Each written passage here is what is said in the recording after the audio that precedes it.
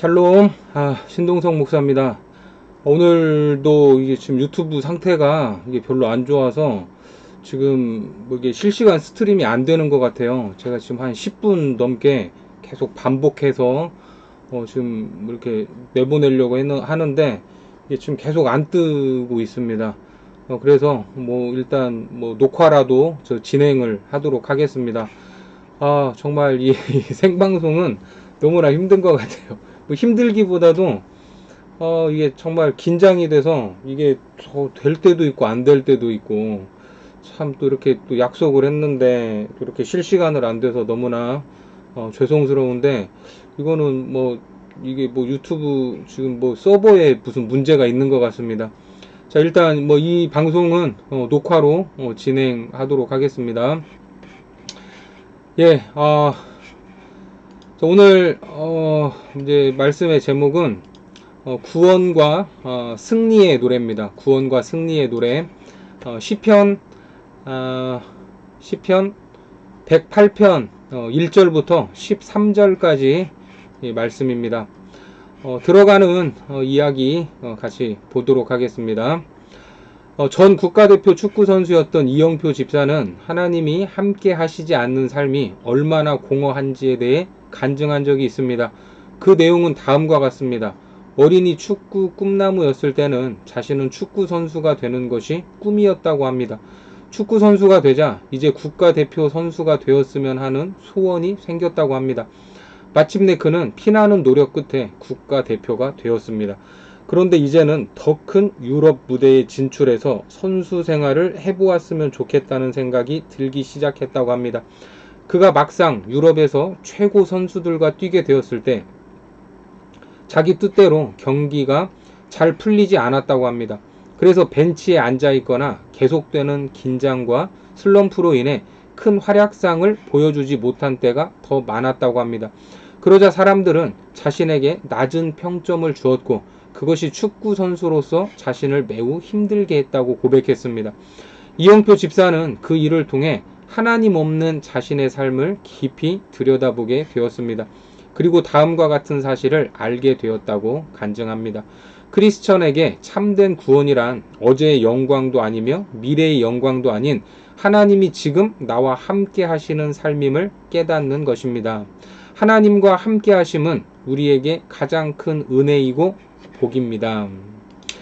예, 우리가 뭐 잘 알고 있죠. 2002년 월드컵의 주역 중 한 명인 이영표 선수, 또 교회 집사님이시고 또 여기저기에서 또 많은 간증을 하고 다니시는데 뭐 이제 그분의 일화를 뭐 여기에서 이제 소개를 하고 있습니다.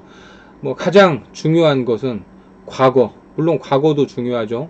그리고 미래에 대한 소망도 중요하지만 가장 중요한 거는 하나님이 지금 나와 함께 하는 삶임을 깨닫는 것. 이것이 가장 큰 은혜고 복이다. 이렇게 이제 뭐 이야기했다는 그런 간증의 내용입니다.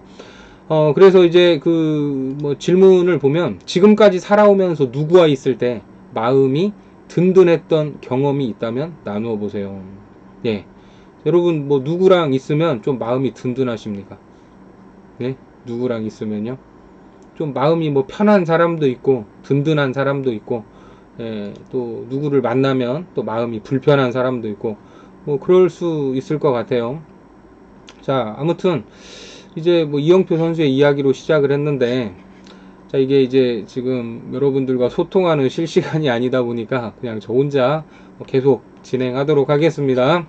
자, 오늘 이제 그 주제가 구원과 승리의 노래입니다. 시편 108편 1절에서 13절까지 말씀 일단 같이 본문 한번 보도록 하겠습니다. 하나님이여 내 마음을 정하였사오니 내가 노래하며 나의 마음을 다하여 찬양하리로다. 비파야 수금아 깰지어다. 내가 새벽을 깨우리로다.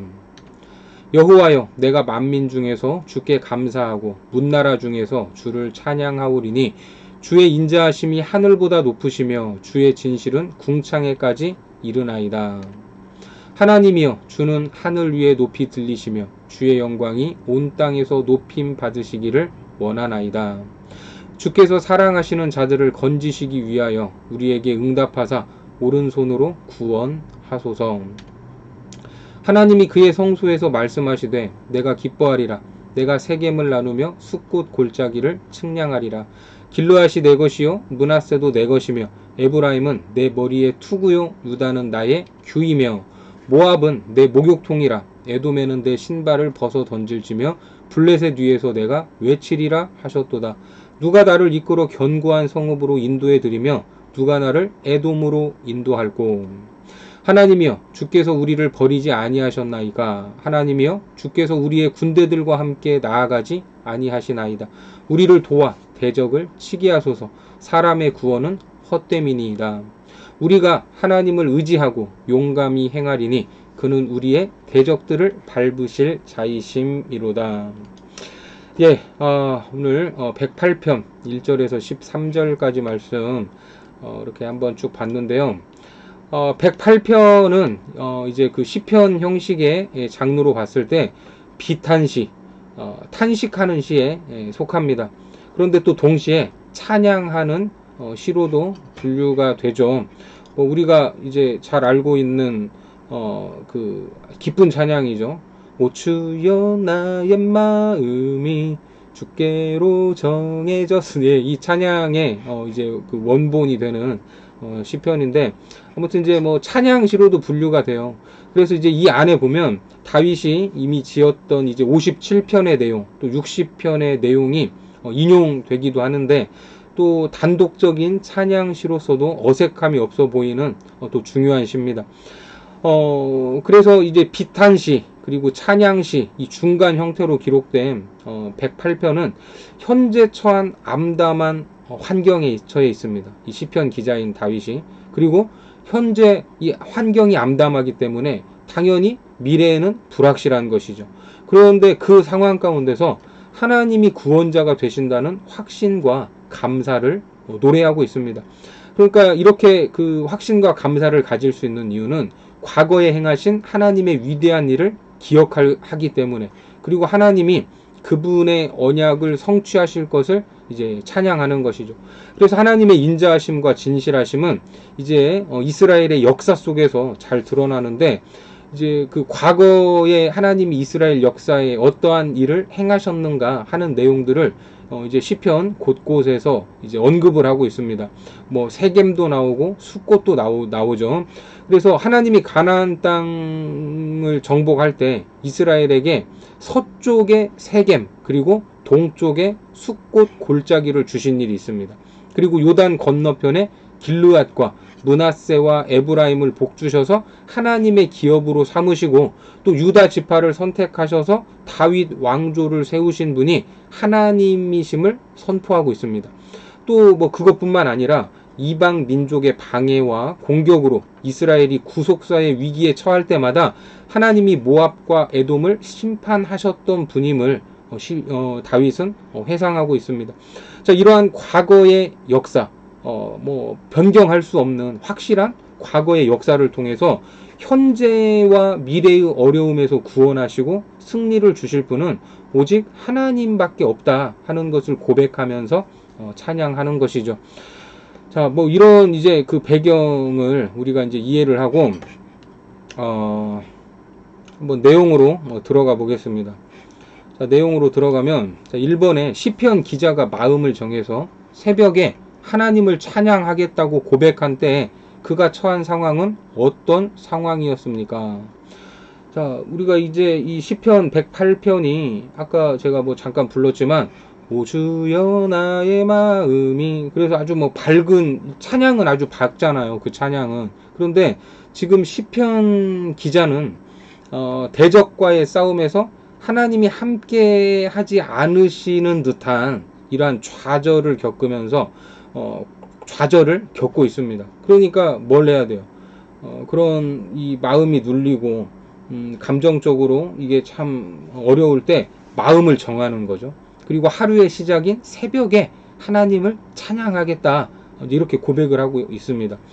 지금 뭐 이게 절망적인 상황인 것이죠. 절망적인. 아까 1절, 2절과 이제 여기 11, 12절에 보면 하나님이여 주께서 우리를 버리지 아니하셨나이까. 하나님이여 주께서 우리의 군대들과 함께 나아가지 아니하시나이다. 좀 하나님이 함께 하는 것 같다는 거예요, 안 하는 것 같다는 거예요. 그렇죠. 함께 하시지 않는 것 같은 그런 느낌이라는 거죠.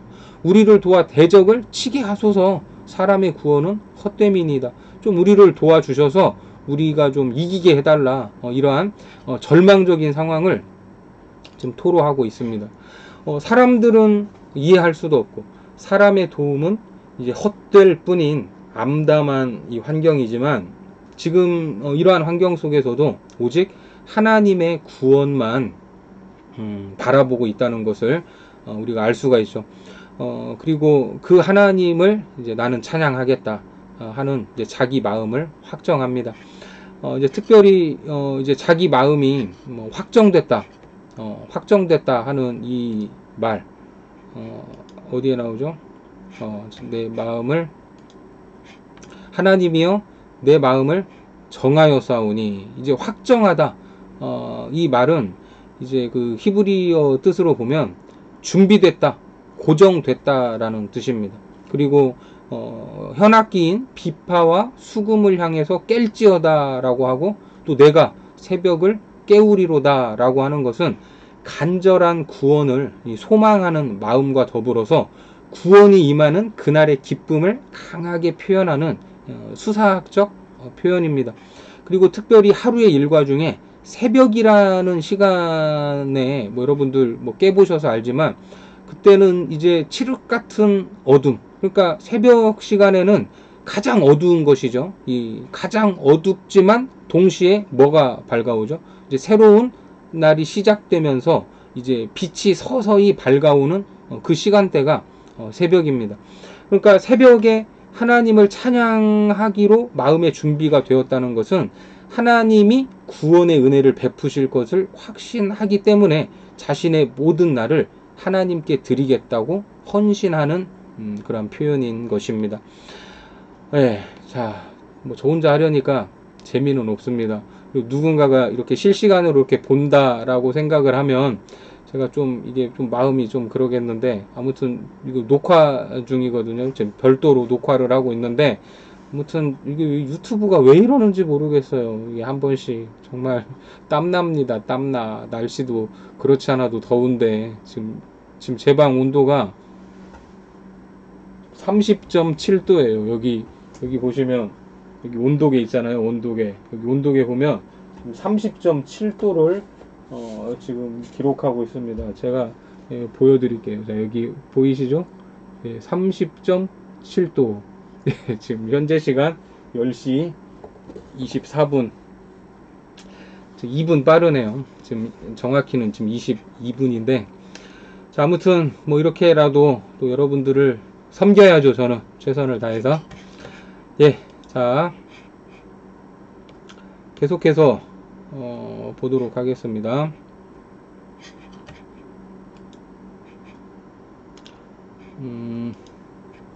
2번 문제입니다. 2번 문제.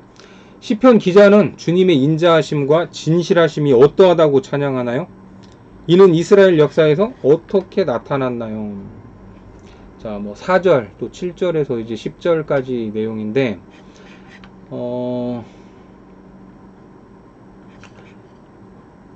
4절에 보면 주의 인자하심이 하늘보다 높고 주의 진실은 궁창에까지 이른다. 이렇게 찬양을 하고 있죠. 그리고 주의 인자하심과 진실하심은 이스라엘의 역사 가운데서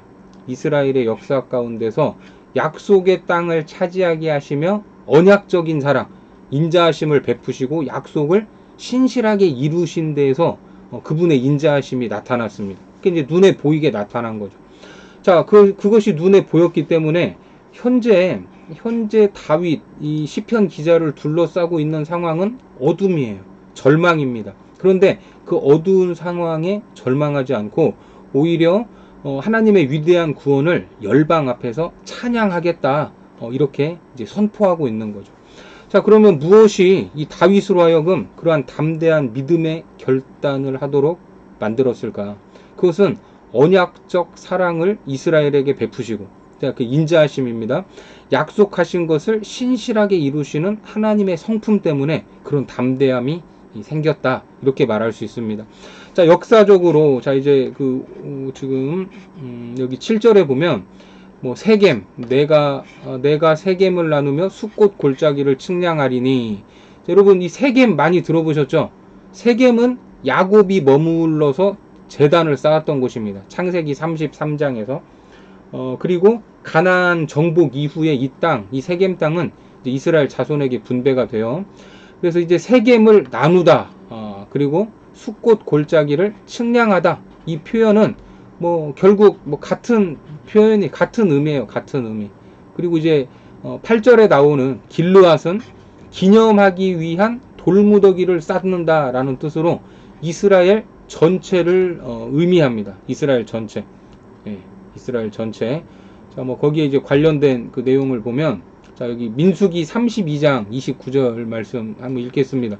모세가 그들에게 이르되 갓 자손과 르우벤 자손이 만일 각각 무장하고 너희와 함께 요단을 건너가서 여호와 앞에서 싸워서 그 땅이 너희 앞에 항복하기에 이르면 길르앗 땅을 그들의 소유로 줄 것이니라. 자, 이렇게 길르앗 땅을 얻었습니다. 그래서 이스라엘 이제 전체를 의미하는 거예요. 자, 그리고 또 므낫세와 에브라임이 나오죠. 므낫세와 에브라임.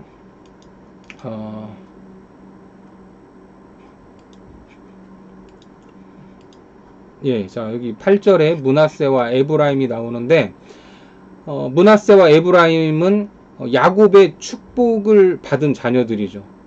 이제 뭐 사실은 이제 야곱의 손자들이죠. 자, 에브라임은 내 머리의 투구다.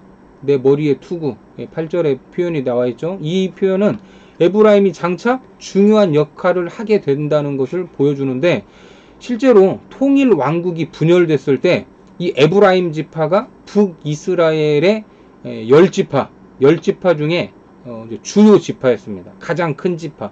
그래서 북이스라엘을 부를 때 에브라임이라고 이제 부르기도 했죠.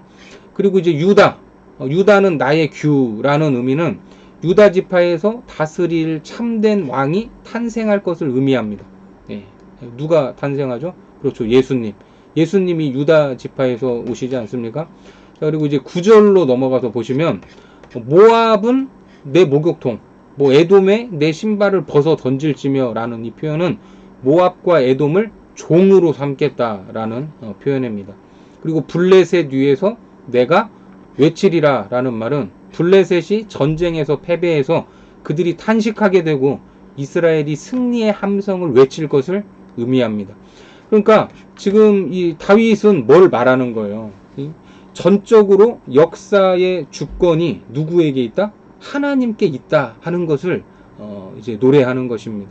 지금 암담한 상황 속에서 역사적으로 하나님이 이렇게 역사하셨다라는 것을 기억하면서 미래에 대한 소망을 가지고 있습니다. 예, 자, 그래서 뭐 이제 그 내용 보면 이제 적용과 나눔 보겠습니다. 내 인생에서 가장 힘들고 어려웠던 때는 언제였나요? 그때 내가 선택한 믿음의 행동은 무엇이었는지 나누어 보세요. 자, 어떻습니까? 여러분들 인생에서 가장 힘들고 어려웠던 때를 한번 생각을 해보세요. 그리고 그때 선택한 믿음의 행동은 뭡니까? 저는 가장 힘든 때가 지금 실시간 방송을 하려고 하는데 이 방송이 잘 안 될 때, 지금도 그래서 힘들어요, 사실. 이게 지금 실시간으로 나가야 되는데, 이게 지금 유튜브가 문제인지, 정말 한 번씩 이럴 때마다 정말 힘듭니다. 하지만 제가 선택한 믿음의 행동은 포기하지 않고 이렇게 녹화를 해서 여러분들을 섬겨야 된다 하는 것이 제 믿음의 행동입니다. 예, 뭐 이제 우리가 인생을 살아가면서 힘들고 어려운 때를 만나죠. 어려운 때를 만나는데 그거는 뭐 믿는 사람이나 믿지 않는 사람이나 똑같습니다. 하지만 하나님을 믿는 사람과 믿지 않는 사람은 뭐 겉으로는 뭐 똑같이 힘든 것 같고 뭐 안색도 안 좋아 보이고 그렇지만 뭐 고난을 당할 때 정말 이 제대로 믿는다면 차이가 있을 수밖에 없죠. 하나님을 믿는 사람은 함께 하시며 도우시는 하나님을 의지하고 그분에게 이겨낼 힘과 지혜를 얻습니다. 그렇죠. 저도 오늘 이거를 방송을 포기하지 않고 이렇게 녹화해야 된다는 그런 마음을 하나님이 주셔서 좀 이렇게 하는 거예요. 예? 예. 그런데 하나님을 믿지 않는 사람은 자신의 힘과 노력으로 이 고난을 극복하려고 합니다. 고난의 주권자 되신 하나님을 모르니까 더 방황하게 됩니다. 악순환이죠. 그리고 성도의 신앙 성숙을 위해 하나님은 고난이라는 것을 통해서, 어려운 환경이라는 것을 통해서 일을 하십니다. 우리를 단련시키세요. 그걸 하나님이 허용하셨어요. 하나님을 의지하며 고난을 견뎌내는 그 시간을 통해서, 그래서 우리는 뭐가 깊어져요? 믿음이 깊어지고 우리의 영혼이 하나님 앞에 정결해질 수 있습니다. 그러면 이 고난의 시간에 그리스도인들에게 필요한 영적인 자세는 뭐겠습니까? 무엇보다 하나님의 성품을 의심하지 않겠다는 결심이 중요합니다. 정말 힘들고 그러면 하나님 왜 이러세요 저한테? 예? 도대체 뭐 제가 뭘 잘못했습니까? 이런 말이 튀어나오지만 하나님이 우리를 사랑하신다는 그 성품, 그거는 변하지 않습니다. 그거를 의심해서는 안 돼요. 하지만 사탄은 믿는 사람들의 이 고난, 그걸 통해서 우리의 감정을 요동치게 하죠. 믿음을 흔들죠.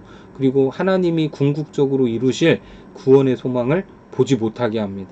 그래서 가장 힘든 고난의 시기를 지날 때 하나님께 시선을 고정하고 흔들리지 않는다면 성령께서 그 고난의 의미를 깨닫게 하시고 우리를 순금과 같이 단련하실 것입니다. 네, 여러분들도 그렇게 단련됐으면 좋겠습니다. 자, 그래서 오늘 이 시편 기자의 이 고백처럼 사람의 도움은 아무 소용이 없다는 것을 깨달을 때, 우리가 사람을 의지하고 싶은 때도 있잖아요. 뭐 그럴 때도 있지만 궁극적으로는 사람의 도움이 아무 소용이 없다는 걸 깨달을 때 하나님은 참된 이 구원의 능력을, 하나님의 참된 구원의 능력을 이제 경험할 수 있습니다. 자, 13절에서 우리가 누구를 의지한다고요? 하나님을 의지하고 용감히 행하리니 그는 우리의 대적들을 밟으실 자이심이로다. 그래서 다시 일어설 수 있는 힘은 오직 하나님으로부터 나온다는 것입니다. 그래서 시편 기자 다윗은 세상의 권력과 군대, 동맹국들이 이스라엘을 지켜주지 못했던 것을 상기하면서, 그걸 상기하면서 하나님만이 가장 안전한 곳으로 인도하시고 보호해 주시는 분이라고 이제 고백을 하는 것이죠. 그래서 10절과 11절에 보면 누가 나를 이끌어 견고한 성읍으로 인도해 드릴 것이며 누가 나를 에돔으로 인도할꼬. 하나님이여 주께서 우리를 버리지 아니하셨나이까 라는 말은 시편 기자의 이 무력함을 탄식한다기보다는 하나님이 도와주시지 않으면 강한 군대 앞에서 패할 수밖에 없음을 강조하는 말입니다. 그리스도 안에 있는 자들은 내가 아무것도 할 수 없을 때 하나님이 일하신다는 것을 경험하는 것입니다. 그래서 그 유명한 말씀 있죠. 그 유명한 말씀, 유명한 말씀, 같이 한번 읽겠습니다. 여호와께서 집을 세우지 아니하시면 세우는 자의 수고가 헛되며 여호와께서 성을 지키지 아니하시면 파수꾼의 깨어 있음이 헛되도다. 너희가 일찍 일어나고 늦게 누우며 수고의 떡을 먹음이 헛되도다. 그러므로 여호와께서 그의 사랑하시는 자에게는 잠을 주시는도다. 그렇습니다. 하나님만이 우리 삶의 주권자, 구원자, 보호자가 되신다는 것을 우리는 믿고 고백해야 될 것입니다.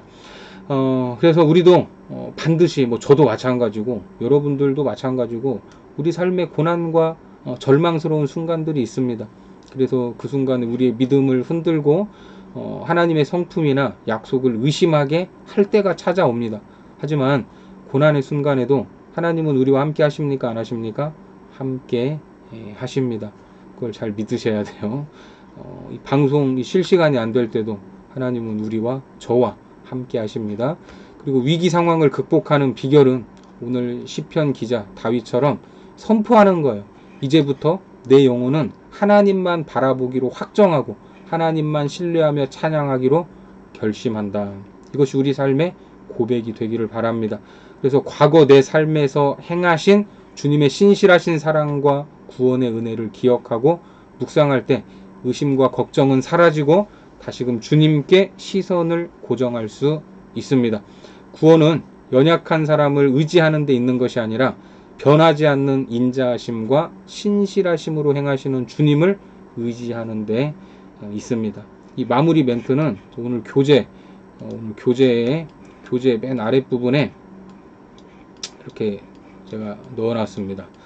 한번 쭉 읽어보시고 여러분들 이러한 고백이 있기를 바랍니다.